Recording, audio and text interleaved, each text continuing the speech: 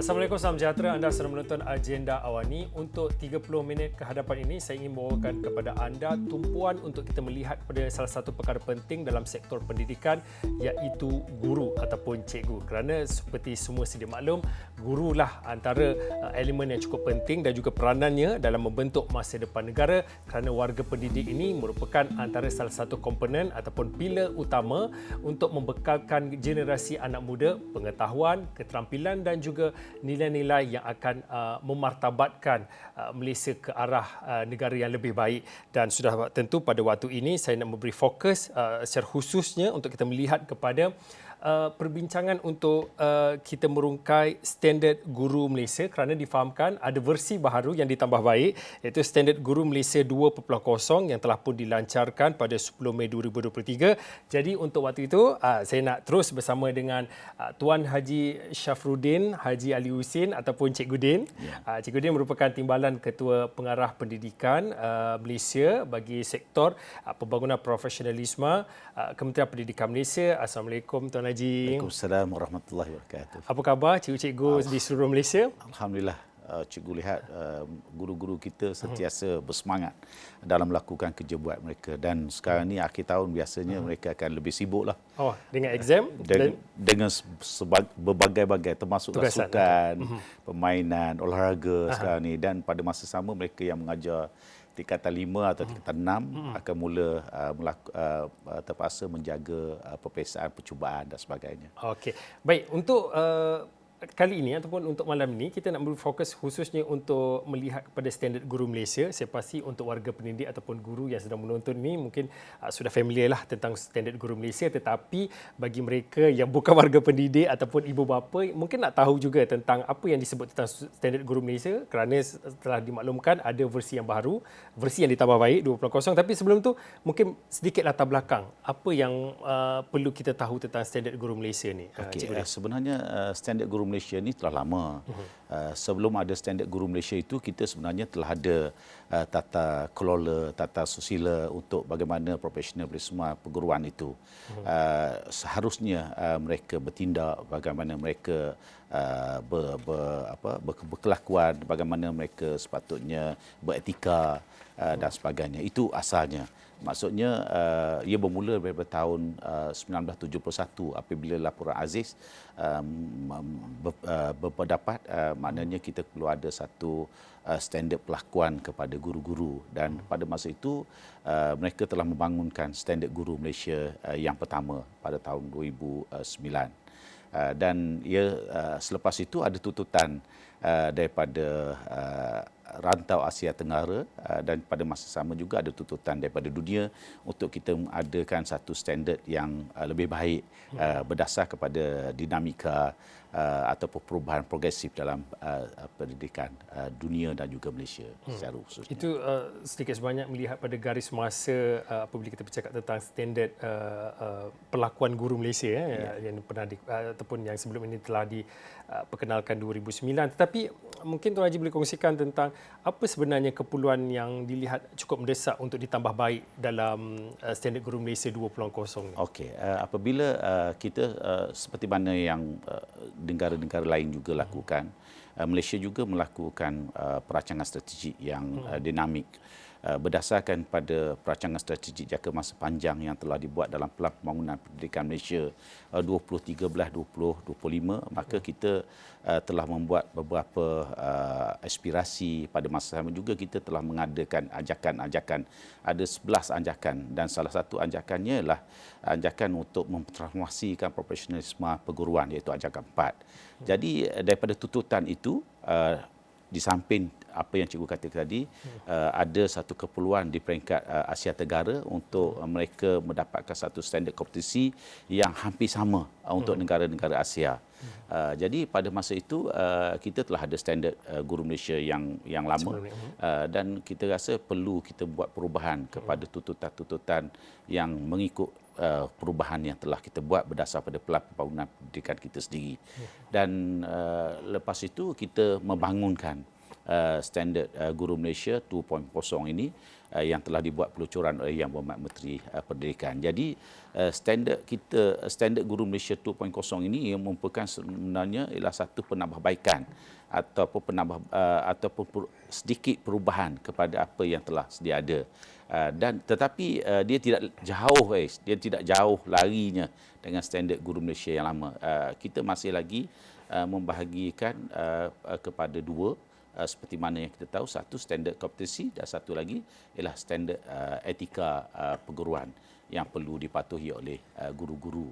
Jadi dalam standard kompetensi itu ialah kompetensi-kompetensi yang perlu guru-guru kita capai, dan pada masa yang sama etika ialah apa yang mereka seharusnya berkelakuan, bagaimana mereka seharusnya melihat kepada peraturan-peraturan yang sebenarnya mungkin sedikit menghalang mereka daripada melakukan perkara-perkara yang tidak sepatutnya mereka lakukan. Itu secara gambarannya tentang standard Guru Malaysia 2.0. Cikgu, kalau kita melihat kepada dua komponen yang disebutkan oleh cikgu tadi, dimensi kompetensi dan satu lagi etika keguruan, mungkin boleh dikongsikan juga tentang apa sebenarnya pecahan-pecahan dalam komponen tersebut di bawah dimensi kompetensi dan juga etika keguruan ini. Okey, yang secara umumnya dia terbagi pada dua macam cikgu kata tadi. Satu yang berkaitan dengan dimensi kompetensi, satu lagi yang berkaitan dengan etika perguruan tersebutlah. Okey, dalam kalau kita lihat pada standard kompetensi yang perlu dicapai, yang pertama sekali yang mereka tahu ialah berorientasikan ilmu. Sebenarnya untuk menjadi guru sudah tentu mereka mesti melekapkan diri mereka dengan pengetahuan, dengan ilmu pengetahuan yang berkaitan dengan kandungan subjek itu sendiri.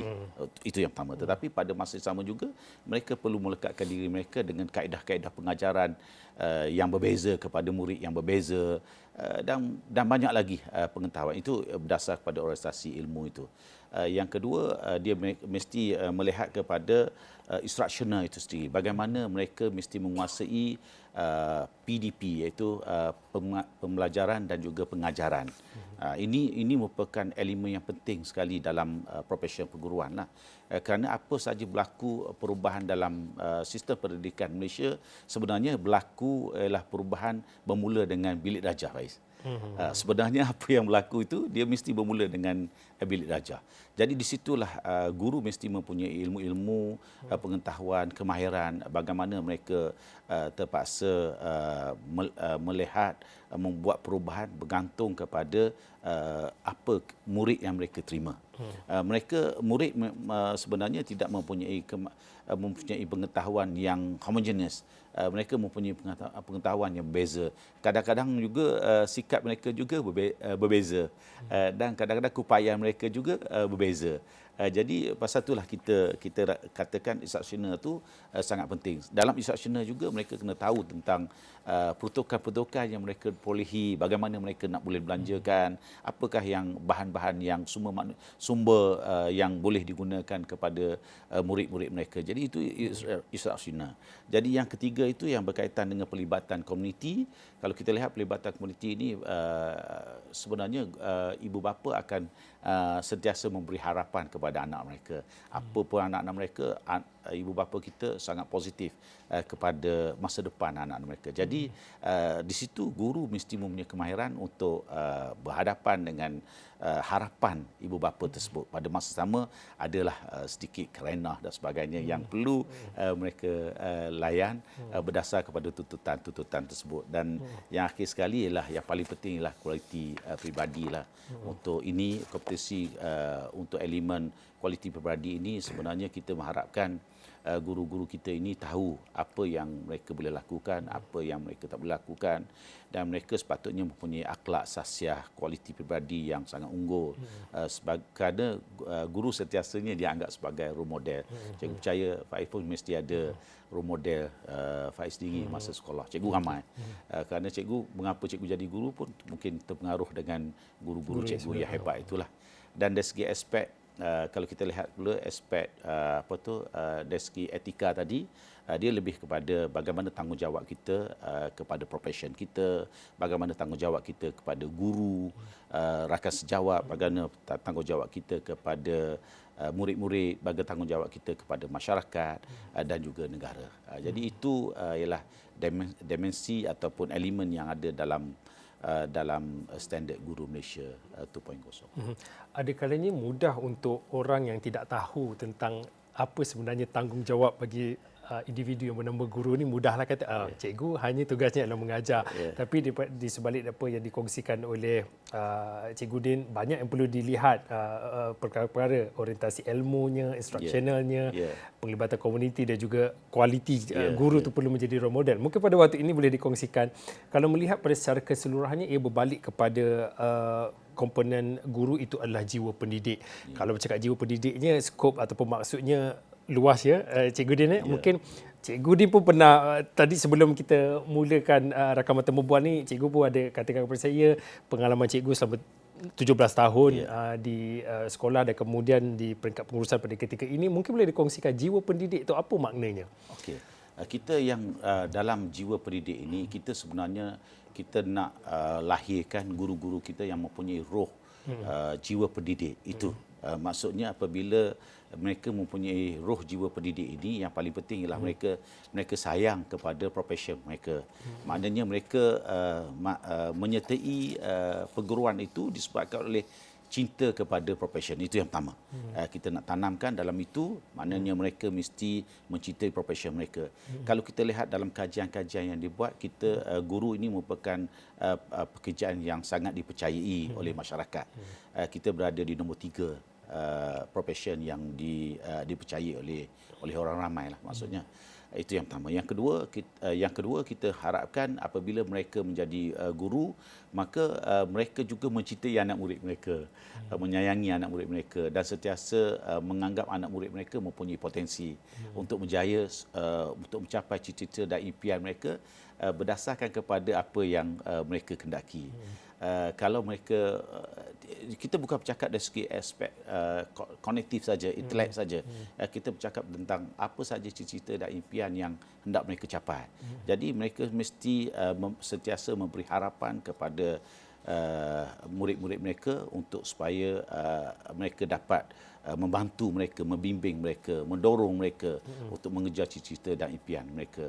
Yang ketiga, kita nak jiwa pendidik itu supaya mereka menjadi lebih bertanggungjawab kepada apa saja pencapaian ataupun sasaran-sasaran yang telah kita tetapkan kepada murid-murid mereka. Jadi dalam tanggungjawab itu, maka mereka terpaksa melakukan banyak kerja, bukan sahaja dalam bilik darjah. Kerana dalam perspektif sebagai guru, sebagai pendidik itu, mereka tidak boleh sahaja terbatas dalam bilik darjah.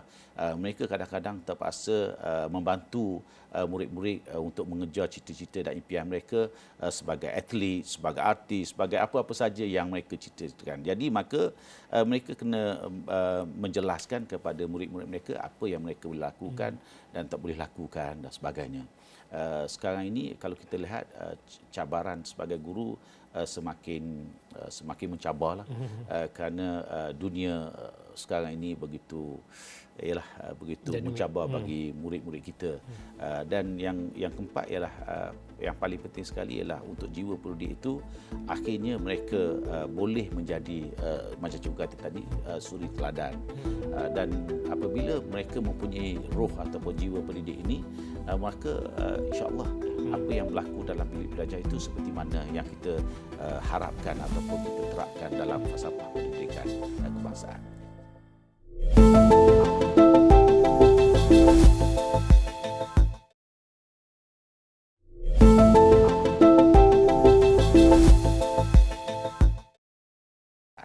Cikgu, kalau kita bercakap tentang SGM ataupun SGM 2.0 ini, bagaimana boleh nak dipastikan SGM ataupun apa sahaja garis panduan yang dibuat khusus untuk warga pendidik atau guru ini, ia sebenarnya bukan sesuatu yang membuankan ataupun bukan sesuatu yang akan mengikat kreativiti ataupun mengikat kepakaran pengalaman guru-guru untuk membuat proses PDP dalam kelas. Mungkin pada waktu ini apa sebenarnya kepentingannya apabila ada SGM 2.0 ni?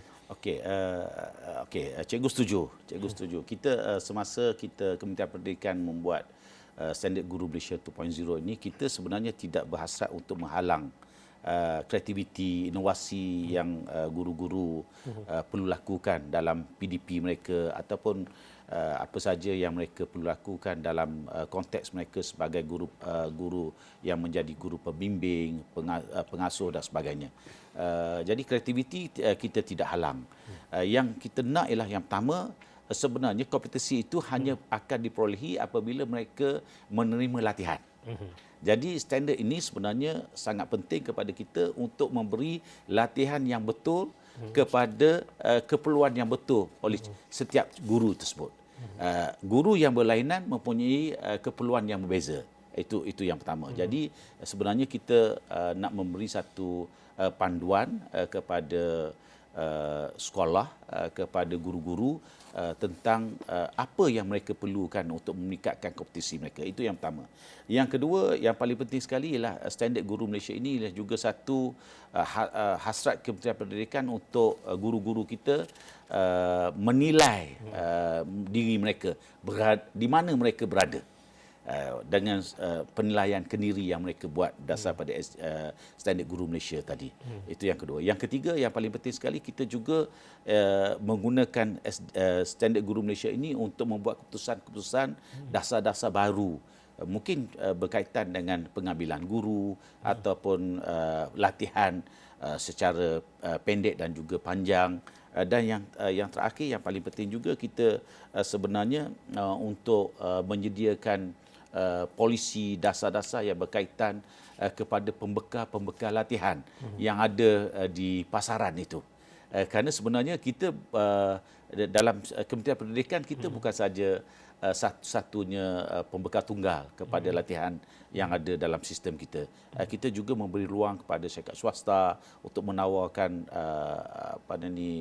keperluan-keperluan latihan mereka ataupun latihan-latihan yang mereka ada dalam pasaran untuk kita sesuaikan dengan keperluan kita di dalam sistem pendidikan kita. Cikgu, apabila apa sahaja polisi dasar ataupun garis panduan yang baru yang dikeluarkan oleh pihak pengurusan ataupun di pihak kerajaan, pihak atasan, sudah tentu akan mewujudkan satu pertanyaan tentang bagaimana contohlah kita ambil SGM ni, Standard Guru Malaysia 2.0 ini. Saya nak ambil contoh apabila berlakunya pandemik COVID-19, sudah tentu sektor pendidikan antara yang cukup terkesan menerima impaknya. Guru-guru juga yang sebelum ni tak begitu mahir tentang digitalisasi untuk mengajar dan juga melakukan PDP secara digital, secara atas talian, terpaksa tak ada pilihan lain, terpaksa untuk melakukan perkara itu. Jadi di bawah kerangka SGM 2.0 ini, mungkin cikgu boleh kongsikan apa sebenarnya prinsip asas pembangunan SGM 2.0 dan bagaimana ia ambil kira dengan satu perubahan dinamika semasa dan juga apa yang akan berlaku, krisis-krisis apa yang kita telah lalui sebelum ini yang boleh dan mungkin berlaku pada masa akan datang. Oh, itu soalan sport je tu sebenarnya. Cikgu secara kebetulan pada masa itu cikgu sebagai pengarah BSTP, pengarah bahagian sumber teknologi pendidikan, dan semasa itu Faiz bayangkan guru-guru kita sedang bercuti. Guru-guru kita sedang bercuti di rumah masing-masing. Dan apabila Yang Berhormat Menteri pada masa itu ingin mengadakan PDPR, kita menghadapi sedikit masalah pada mulanya kerana apabila 18 Mac diisytiharkan perintah MCO tu, perintah Berkerusahaan Terkawal itu, PKP, maka kita dapati guru-guru kita tidak berada di stesen.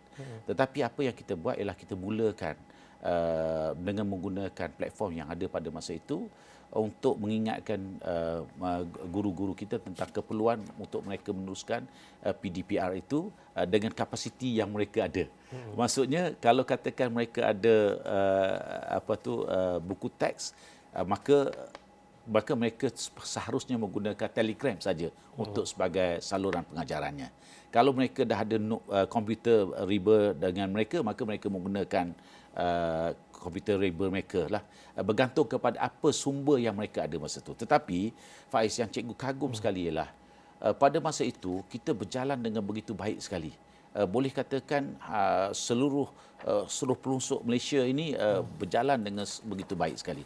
Jadi dan pada masa itu juga kita cuba mendapatkan kajian. Kita membuat penyelidikan ataupun buat kajian kepada guru-guru kita, sebenarnya satu tentang kemahiran dia, kemahiran digital yang diperlukan pada masa itu. Alhamdulillah, sebenarnya guru-guru kita sebenarnya pada asasnya mereka telah ada asas yang cukup kerana kita telah mendedahkan mereka lebih awal. Yang kedua, ada golongan yang kedua, mereka merupakan golongan yang dia panggil pertengahan, yang sebenarnya lebih baik sedikit pada yang asas tadi. Yang ketiga ialah golongan yang lanjut ni, yang expert ni. Dan golongan yang lanjut ini sebenarnya kita bina kumpulan ini untuk menjadi penolong kepada kita, kepada Kementerian Pendidikan untuk mewujudkan lebih ramai lagi.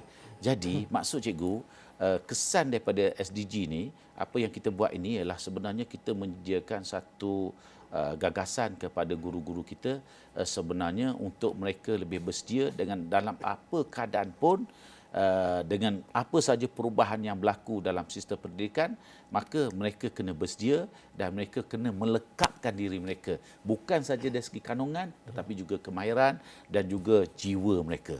Jadi itu sebenarnya hasrat yang tersiratlah kepada hasrat kita ini. Jadi pada bila-bila masa cikgu akan melihat apakah yang perlu mereka buat untuk meningkatkan lagi kualiti pengajaran mereka. Pada masa itu juga apakah mereka perlu buat untuk mempositifkan lagi sikap-sikap yang ada pada diri mereka, dan mereka tahu apa yang mereka boleh buat dan apa yang mereka tak boleh buat. Cikgu tekankan dengan ini sangat kerana guru-guru kita ini sentiasa ada dua topi. Satu, topi sebagai rakyat, rakyat. Satu lagi, topi sebagai pejabat awam. Jadi topi sebagai pejabat awam ini samanya kita dengan pejabat-pejabat awam lain. Maksudnya ada perkara yang kita boleh lakukan. Sebagai contoh, Faiz, dalam standard ini kita ingatkan guru-guru kita tentang pelibatan mereka dalam media sosial. Kita membenarkan mereka membuat kandungan-kandungan, apa saja kandungan yang boleh membantu mereka untuk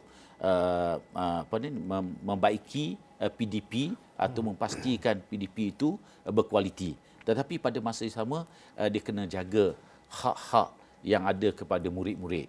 Apa perasaan murid-murid apabila tanpa kebenaran mereka menggunakan wajah-wajah murid-murid mereka tanpa kebenaran dan sebagainya. Jadi dalam standard ini, dalam etika tadi yang cikgu sebutkan tadi, mereka telah dimaklumkan melalui penataran, melalui latihan yang berterusan yang kita dedahkan kepada mereka.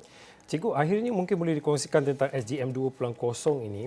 Bagaimana ia memainkan peranan yang cukup signifikan untuk memperkasa pendidikan negara, itu pertama.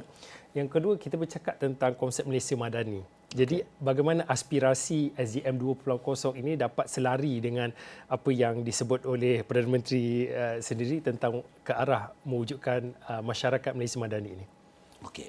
Kita bernasib baik kerana falsafah pendidikan kebangsaan itu dibuat oleh Yang Amat Berhormat Perdana Menteri kita semasa beliau menjadi Menteri Pendidikan. Jadi falsafah pendidikan kebangsaan kita ini merupakan satu falsafah yang dianggap sebagai satu falsafah yang sangat baik kerana dia bersikap holistik. Jadi apabila kerajaan memperkenalkan Kerajaan Perpaduan Malaysia Madani ini, maka ia sebenarnya elemen-elemen yang ada dalam Malaysia Madani itu telah ada dalam falsafah kita. Kita hanya perlu melakukan sedikit penambahbaikan untuk unsur-unsur yang ada dalam Malaysia Madani itu dapat diterapkan dalam sistem yang kita ada ini. Dari segi falsafah pendidikan kebangsaan pula, dia juga untuk melahirkan murid kita yang seimbang. Bukan sahaja dalam ada kecerdasan dari segi intelek, tetapi juga dalam kecerdasan lain yang sesuai juga dengan apa yang dikatakan oleh dalam Malaysia Madani itu. Dan kalau kita lihat maksudnya di Kementerian Pendidikan ini sebenarnya kita bukan melihat kepada kemenjadian murid itu dalam aspek intelek saja. Kita melihat kemenjadian murid itu dalam holistik, dalam secara keseluruhannya, supaya mereka seimbang dalam keadaan apa pun ujian mereka yang hadapi, mereka tahu perkara yang mereka boleh lakukan, apa perkara yang mereka tidak boleh lakukan. Mereka tidak membuat keputusan yang merugikan mereka. Itu yang kita nak dedahkan kepada murid-murid kita. Dan kita salurkan ini melalui guru-guru kita. Jadi maksudnya Kementerian Pendidikan Malaysia memang telah menyahut perkara ini dan dia tidak lari daripada apa yang Faiz tanyakan tadi. Okey, baik. Terima kasih Tuan Najib ataupun Cikgu Din yang mana berkongsi pandangan dan juga memberi sedikit penjelasan apa yang disebut sebagai SGM 2.0 ataupun Standard Guru Malaysia 2.0 yang telah dilancarkan pada 10 Mei 2023 antara lain untuk melihat secara keseluruhannya bagaimana untuk kita melihat satu garis panduan, framework tingkah laku pelakuan guru-guru Malaysia dalam mana kita bercakap tentang Standard Guru Malaysia 2.0. Baik, terima kasih sekali lagi Tuan Haji Syafruddin Haji Ali Husin, Timbalan Ketua Pengarah Pendidikan Malaysia bagi Sektor Pembangunan Profesionalisme KPM, Kementerian Pendidikan Malaysia. Sekiranya itu saja untuk waktu ini. Saya Fauzi Zain. Salam hormat.